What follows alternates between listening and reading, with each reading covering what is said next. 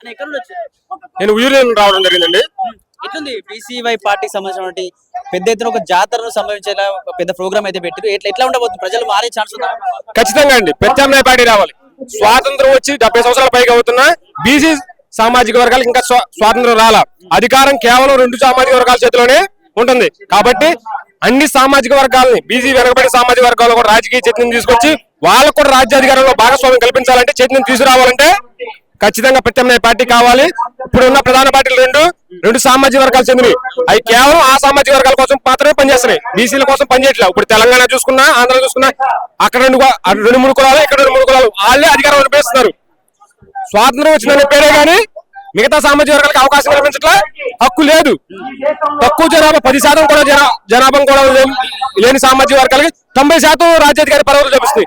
60% పైగా 70% పైగా జనాలకి కేవలం నామం మాత్రం పదవులు, వాళ్ళ జెండాలు మోసే బానిసలుగానే ఉన్నారు. కాబట్టి బీసీ సామాజిక వర్గాల చైతన్యం రావాలంటే ఖచ్చితంగా ప్రత్యామ్నాయ పార్టీ కావాలి. రామచంద్రన్ నాయకత్వంలో కావాలా. అంతెందుకు మన ఈడబ్ల్యూసీ రిజర్వేషన్ తీసుకొచ్చారు. 10% లేని జనాలకి ఈడబ్ల్యూసీ రిజర్వేషన్ తీసుకొచ్చారు. 60% ఉన్న జనాభాలకి 44% జనాభా రిజర్వేషన్ ఎందుకు తీసుకురాకూడదని నేను అడుగుతున్నాను. కాబట్టి అధికారం, ఐక్యత అనే ప్రధాన అజెండాగా ఈ బీసీవై పార్టీ యొక్క సింహగతి జరుగుతుంది.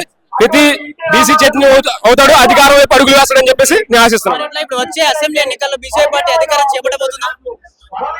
అధికారం చేపట్టబడుతుందని నేను చెప్పలేను, కానీ ఖచ్చితంగా ఒక ప్రధాన పాత్ర పోషిందని మాత్రమే చెప్పగలను. అది ప్రజలకు ఏం చెప్పాలనుకున్నారు ఈ పెద్ద ప్రోగ్రామ్ ద్వారా? చైతన్యవంతులు అవ్వండి, అధికారాన్ని సాధించండి. రాజకీయం అనేది అందరికీ అవకాశం ఉంది. కాబట్టి మనకిచ్చిన ఓటు హక్కుతో మన ఐక్యతకి, మన అభివృద్ధికి కృషి చేయండి. అందుకని ఆధిపత్య కులాలకు ఓట్లేసి మనం బానిసలుగా మారకూడదు. అంబేద్కర్ ఇచ్చిన ఓటు అవకాశాన్ని వినియోగించుకోవాలని చెప్పేసి మరి బీసీ సామాజిక వర్గాలందరికీ నేను చెప్తున్నాను. ఎక్కడి నుండి వచ్చారు మీరు? ముందుగా మీడియా మిత్రులకు నమస్కారం.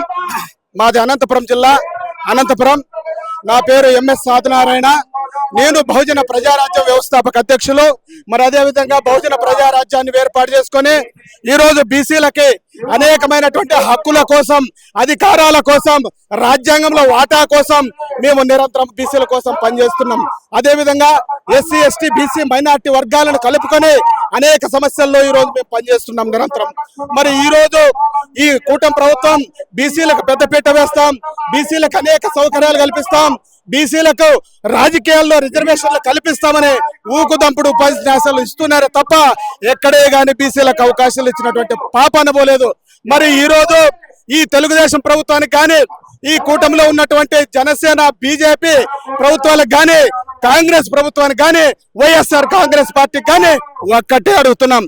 అయ్యా, మేము గత తరాల నుంచి కూడా మీ పల్లెకల్ని మోసాం, మిమ్మల్ని ముఖ్యమంత్రులుగా చేశాం. మా బీసీలు ఓట్లన్నీ, ఎస్సీ, ఎస్టీ, బీసీ, మైనార్టీ వర్గాల ఓట్లన్నీ మీకే వేసాం. మరి తరతరాలుగా మీరే రాజ్యాలు వెళ్తారా? ఇప్పటికైనా మా ఎస్సీ, ఎస్టీ, బీసీ, మైనార్టీ వర్గాలకు అవకాశాలు కల్పిస్తారని ఈ సందర్భంగా సూటిగా ప్రశ్నిస్తున్నాం. ఈ రోజు మాకి ఆంధ్రప్రదేశ్ వ్యాప్తంగా దొమ్మున నాయకుడు, మా బీసీల ఆరాధ్య దైవం, మా బీసీల కోసం ఈ రోజు ఒక పార్టీని నిర్మాణం చేపట్టి గత 3 సంవత్సరాల నుండి అనేక ఉద్యమాలు చేపడుతున్నటువంటి ఈ బోడే రామచంద్ర యాదవ్ గారికి మా బీసీలంతా మద్దతు ఉంటుంది. రాష్ట్ర వ్యాప్తంగా ఎస్సీ, ఎస్టీ, బీసీ, మైనార్టీ వర్గాలంతా బోడే రామచంద్ర యాదవ్ ఎంత నడవడానికి ఈరోజు సిద్ధంగా ఉన్నాం. అయ్యా, ఈ రోజు కూటమిలో ఉన్నటువంటి ప్రభుత్వం ఏదైతుందో మీకే బీసీ ముఖ్యమంత్రిని ప్రకటించే దమ్ము, ధైర్యం మీకుందని ఈ సందర్భంగా సూటిగా ప్రశ్నిస్తున్నాం. మరి అదే మేము ఎస్సీ, ఎస్టీ, బీసీ, మైనార్టీ వర్గాలంతా ఏకమవుతాం. మా బోడే రామచంద్ర యాదవ్ గారిని ముఖ్యమంత్రిని చేసుకుంటే అంతవరకు కూడా, మా తుది శ్వాస ఉన్నంత వరకు కూడా ఈ పోరాటం ఆగదని తెలియజేసుకుంటూ, మరి ఈ రోజు దేశవ్యాప్తంగా బీసీల సమగ్ర కులాల జనాభా లెక్కలు తీయాలి. కులాల ప్రాతిపదికన ఎమ్మెల్యే చట్టసభల్లో, పార్లమెంట్లో మాకు రిజర్వేషన్లు కల్పించాలని ఈ సందర్భంగా మిమ్మల్ని ప్రశ్నిస్తున్నాం. టీడీపీ కావచ్చు, ఇతర వైసీపీ పార్టీలో చాలా మంది బీసీ నాయకుడు, ఎమ్మెల్యేలు ఉన్నారు, కొందరు కార్యకర్తలు కూడా పనిచేస్తారు. వాళ్ళందరూ మరి బీసీవై పార్టీకి వచ్చేటువంటి ప్రయత్నం జరగబోతుందా? ఈ రోజు బీసీలకు పెద్దపీట వేస్తున్నామంటున్నారే కానీ బీసీలకు పదవులు ఇస్తున్నారు, పవర్ ఎక్కడ ఇవ్వలేదు. కేవలం పదవులు వారికి అలంకారప్రాయంగానే ఉన్నాయే తప్ప వాళ్ళ పవర్ ని ఎక్కడ ఉపయోగించినటువంటి పాపాన్ని ఇవ్వలేదు. మాకు పదవులు ఇస్తున్నారు, మా వాళ్ళకి పదవులు ఇస్తున్నారే గానీ చేతులు కట్టేస్తున్నారు మా వాళ్ళకి ఎక్కడే గానీ అవకాశాలు లేకోకుండా. మరి ఇది ఎంత దుర్మార్గమో, ఇది ఎంత అన్యాయమో కూడా ఈ ఎస్సీ ఎస్టీ బీసీ మైనార్టీ వర్గాలంతా కూడా ఆలోచన చేయాలా. ఈ రోజు మన ఎస్సీ ఎస్టీ బీసీ మైనార్టీ వర్గాలకు రాజ్యాధికారం రావాలా. ఈ రాజ్యాధికారం వచ్చేంత వరకు మనమందరూ కూడా తుది వరకు ప్రయత్నం చేద్దాం, పోరాడదాం. మన బీసీ ముఖ్యమంత్రి చేసుకునేంత వరకు మన ప్రయాణం ఇదే విధంగా కొనసాగిద్దామని ఈ సందర్భంగా తెలియజేసుకుంటున్నాం. జై ఫులే, జై అంబేద్కర్, జై కాన్సీరామ్.